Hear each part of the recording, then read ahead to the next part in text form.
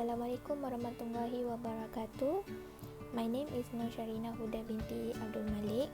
So today I would like to summarize the chapter that we have learned before this, which is theory of prevention model in rehabilitation. So the firstly is the overview of the injury prevention. To prevent the injury from happening, we need to improve the benefits of risk ratio in physical activity and also sport. So basically, injury prevention can be categorized into three parts, which is primary, secondary, and tertiary. So basically, primary is the lowest stage, which means is the first step that we do in order to prevent the injury by wearing the ankle braces, which is the protective equipment. And the secondary is the phases that we already get the injured, and what are the first step or the first thing that we need to do in order to make sure the injury does not getting worse. The early treatment that we can do for the secondary is RISE. RISE is stand for rest, ice, compress, and also elevate. So the last one is the tertiary. Tertiary is the phase where we already get a treatment and we want to go through a recovery process by focusing on the rehabilitation that can reduce an existing disability. Then we go to a comprehensive injury causation model. So it can be divided into two categories of athlete, which is predisposed athlete and also susceptible athlete.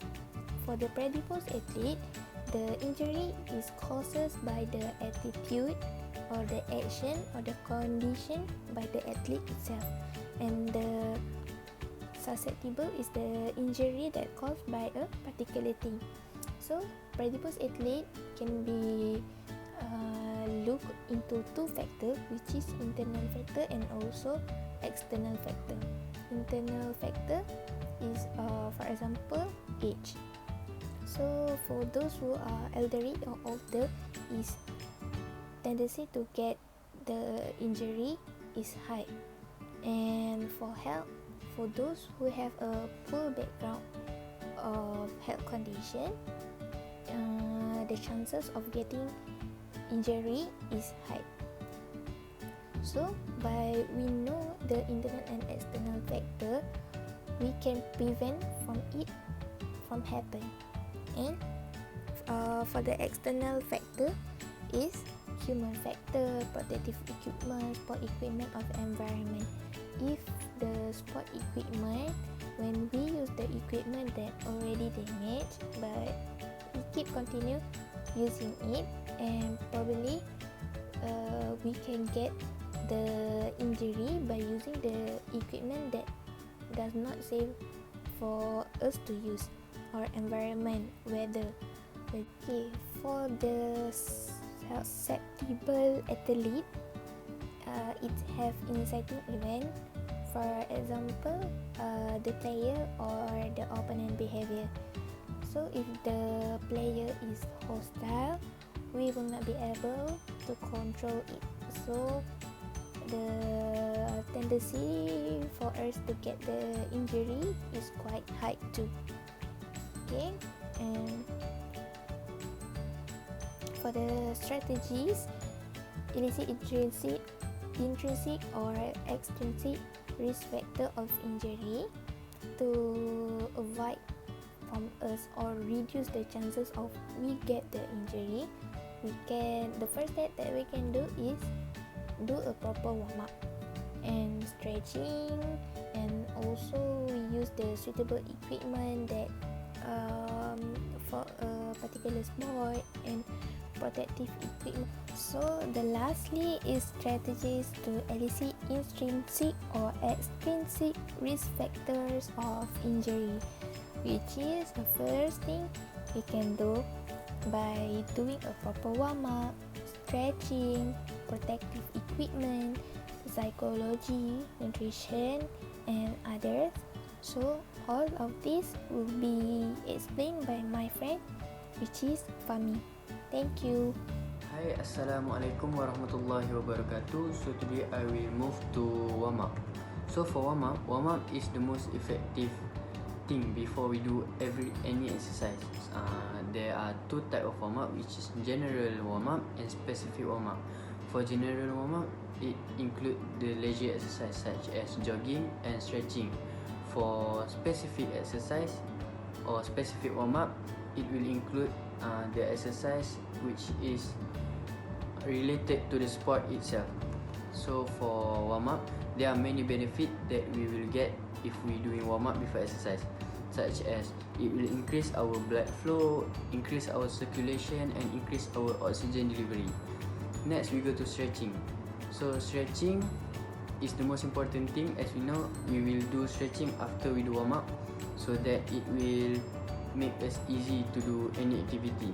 There are two types of stretching, which is static stretching and dynamic stretching.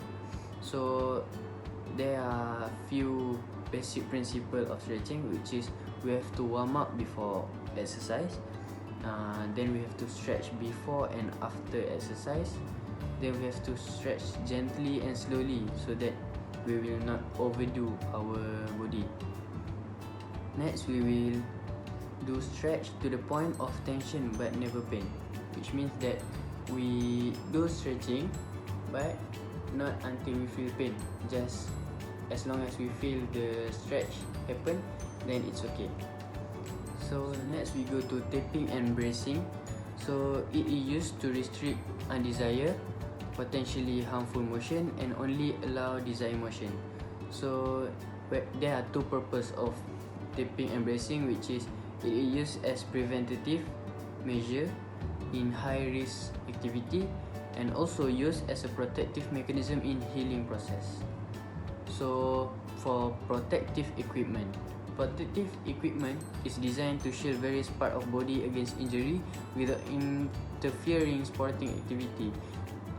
So protective equipment is very important, which is it will prevent us from getting injury easily, such as helmet, such as for bicycle, then mouth guard for martial art sport, and face shield for martial art sport.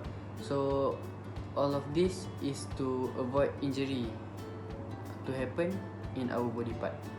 Next is suitable equipment.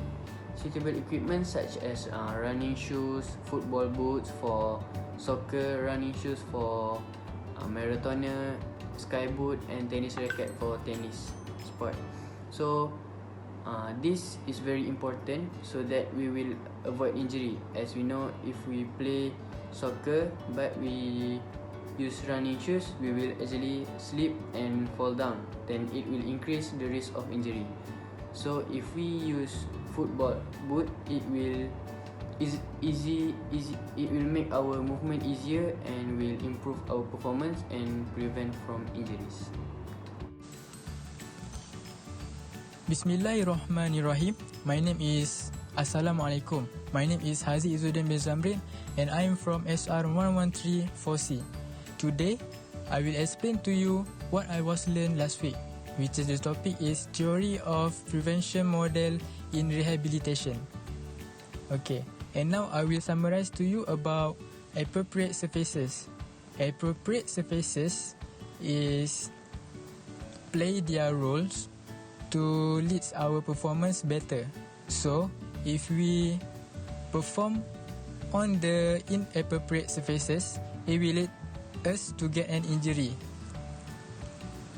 If too much traction between balance, shoe and surface traction, it also will lead us to get an ACL. Next is appropriate training. Training is important among athletes to improve their performance before they are going to any competition. Also, they need to follow the general principles, which is periodization, specificity, overload and individuality.